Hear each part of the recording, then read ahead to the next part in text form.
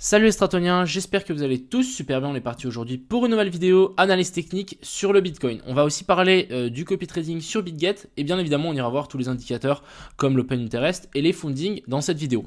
Je vais vous partager mon sentiment, je suis plutôt haussier dans cette vidéo, je vais vous expliquer pourquoi, du comment et puis bien évidemment j'espère que cette vidéo vous plaira. Je vous souhaite un bon visionnage, installez-vous confortablement et on est tout de suite parti. Crypto, million. Crypto, million.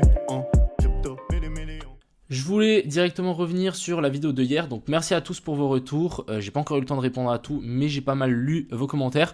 Ça, c'est une vidéo plutôt cool. J'ai encore acheté ce matin encore du DYDX pour ensuite continuer mon petit bag et mon petit DCA. Je trouve plutôt assez intéressante. J'espère que vous pensez comme moi. Sinon, c'est pas le cas. N'hésitez pas à me dire pourquoi.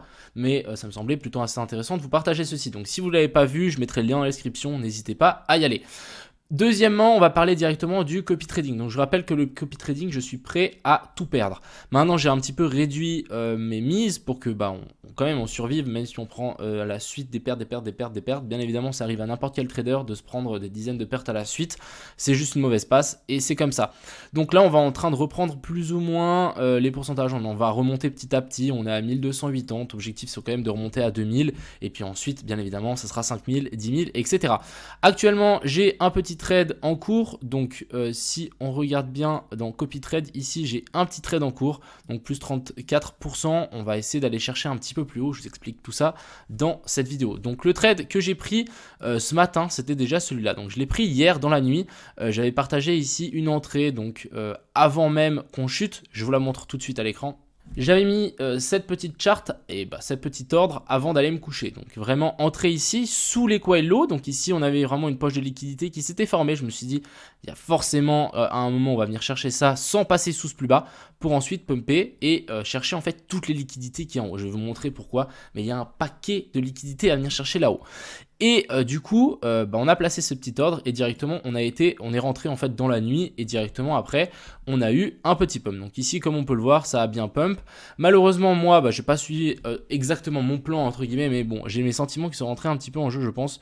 Mes émotions, pas mes sentiments, mes émotions et du coup j'ai close la partie ici. Mais ce qui est assez intéressant, c'est que je suis directement re-rentré droit derrière. Donc ça, c'est le trade actuellement qu'on voit sur le copy trading. C'est vraiment entré juste ici avant la cassure. Vraiment, je suis rentré sur les mèches ici avant que ça casse. Donc plutôt content avec un stop loss ici. D'ailleurs, le stop loss, on va pouvoir, à mon avis, le monter à break-even pour être sûr d'être en positif sur celui-là. Mais vraiment, ma target, c'est bien plus haut. Et je vais vous expliquer pourquoi j'estime qu'on viendra chercher à la zone des 20 500 avant qu'on fasse un gros move vers le bas. Donc vraiment gros short squeeze en préparation. Pour faire tout ça, donc déjà on va passer sur Kingfisher. Je vais charger pour que ça soit vraiment à jour. Je le fais maintenant. Hop, on va mettre dernier et on va directement passer ici sur les funding qui sont super intéressants. L'Open Interest qui est super intéressante. Ici on le voit bien. Donc déjà on a eu ce premier pump. Donc déjà ici il y a des gens, j'ai l'impression, qui ont commencé à long avant que ça pump. Ils ont été liquidés pendant que ça monte. Ensuite ici ils ont relong. Donc ils ont vraiment long dans la montée ici en haut. Et ensuite, qu'est-ce qui s'est passé? Énorme dump. Donc vraiment gros dump de l'Open Interest. Donc ça veut dire vraiment qu'il y a énormément de gens qui ont clôturé leur position, qui à mon avis était longue dans toute cette descente. Et ici, on peut le revoir. Donc on a de nouveau des longs qui ont été liquidés. Bon, ou clôturé, mais vraiment cette grosse descente. Donc ça veut simplement dire que ici on a pumpé sans les funding et sans les positions à levier, ce qui est plutôt très bien. Si vraiment on arrive à pousser ici ce cours vers le haut sans position à levier, ça peut vraiment être super sain. Et que vers la fin, quand on arrive, donc là on pump sans levier et qu'on arrive par ici.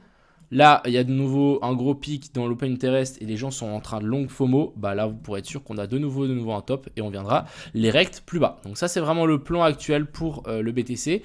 On ne sait pas encore si ça va se faire, mais ce serait vraiment l'objectif. Mais ici, on peut voir que ce pump qu'il y a eu là n'est pas dû à une ouverture de long. Donc ça, c'est plutôt pas mal. Ça veut dire que c'est des gens en spot qui ont acheté.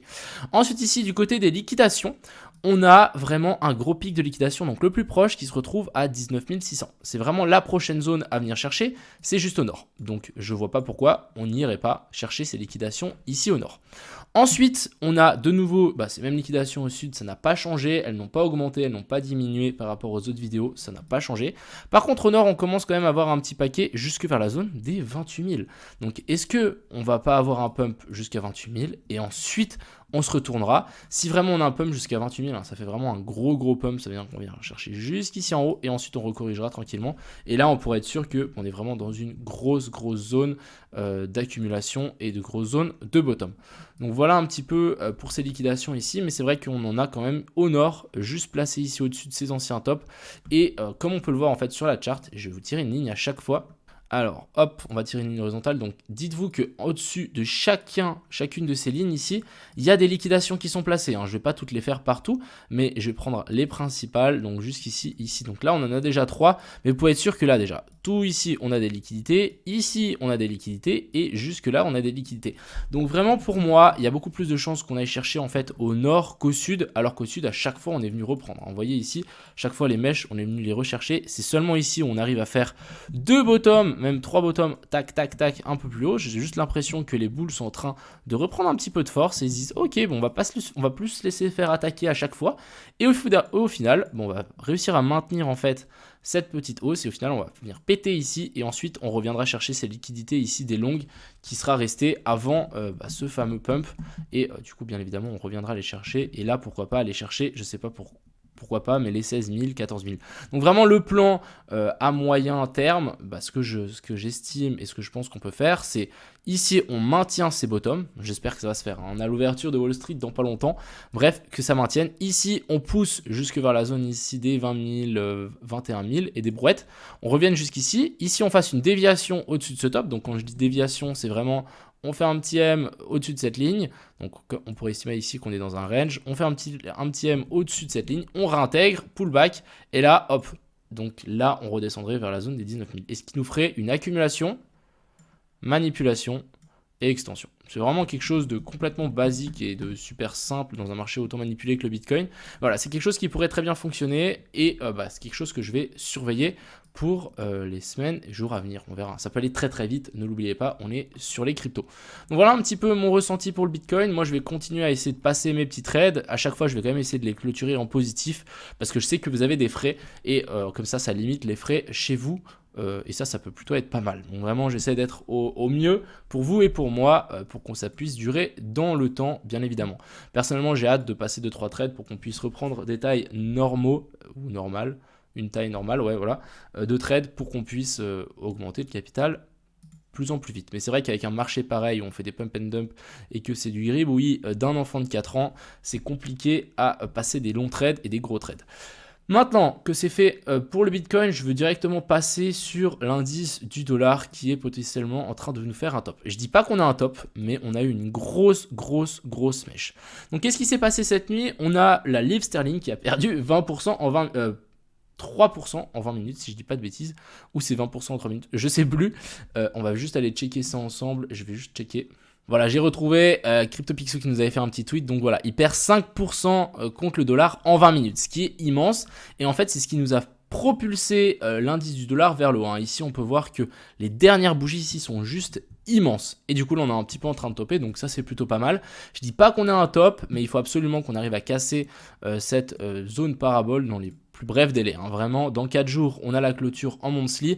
Si on clôture ici ça devrait aller, mais il faudrait vraiment pas clôturer un petit peu plus haut, là ça serait vraiment mauvais en fait pour ça, et ça veut dire que ça influencerait mais toutes les monnaies en fait, toutes les monnaies actuellement maintenant c'est vraiment compliqué pour la suite en fait même du dollar américain. Je sais pas, les Américains ils doivent bien exporter des choses, les gens doivent bien acheter, etc. Et si on a le dollar qui est super fort, ça va être compliqué pour eux.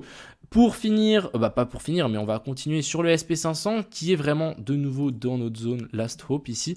Du coup, je me dis que si le Bitcoin veut pumper un petit peu, je pense qu'en fait ici on peut avoir le SP500 qui rebondisse un petit peu. Je dis pas qu'on va avoir un double bottom ici qui va se former, mais je dis qu'on peut au moins rebondir, pourquoi pas chercher cette zone ici et ensuite corriger et rechuter plus bas. Je vois quand même un petit pump en cette début de semaine, on verra si ça passe ou pas, mais c'est quelque chose que j'espère voir dans les prochains jours ici avec un pump du Bitcoin. On va parler de l'Ethereum qui est aussi sur cette grosse zone de support. Ça n'a toujours pas changé. Pour moi ici, joli bottom en formation. On peut même se dire qu'ici on a quand même une poche de liquidité qui commence à se former tranquillement. Mais sûrement je verrai bien quand même un joli pump pour l'Ethereum et qui reparte vers le nord comme le BTC, comme ce qu'il est en train de nous faire ici. En espérant que nos positions passent bien évidemment. Voilà un petit peu pour ces deux petites altes. Je voulais quand même partager ma vision du marché. Encore une fois, n'oubliez pas qu'on a bientôt l'ouverture des US, donc ça risque de bien bouger. Personnellement, je suis quand même plutôt haussier que plutôt baissier. Je vois bien du coup un pump jusque vers la zone ici des 21 000 environ. Et ensuite qu'on rechute et qu'on vienne chercher plus bas en reprenant les liquidités ici qui n'ont jamais été attrapées. Ce qui me fait aussi un petit peu penser à ce bottom, c'est que si on continue à descendre et latéraliser comme ceci, ça me fait penser en fait à cet ancien bottom où on faisait que saigner. On saignait, et jusqu'à temps qu'on fait vraiment une clôture où tout le monde dit que c'est la fin du monde et que on va aller à 10 000. Et à ce moment-là, ça se retourne et on piège tout le monde. Donc ça, c'est quelque chose de plutôt assez intéressant aussi à notifier. Je me dis que voilà, on peut continuer à saigner, on saigne, on arrive vers les 16 000, on passe ici en dessous, on fait une clôture mais dégueulasse, et ensuite, pan. Et là, on a nos bottoms qui seraient potentiellement formés. Donc vraiment, c'est mon point de vue. Moi, je vais continuer avec mes petits trades. Et puis, en tout cas, faites attention à vous. Évitez de overtrade dans un marché rangy pareil où c'est du gribouillis. C'est compliqué. Bref, passez une bonne soirée. Et encore, merci pour tous vos retours. A plus!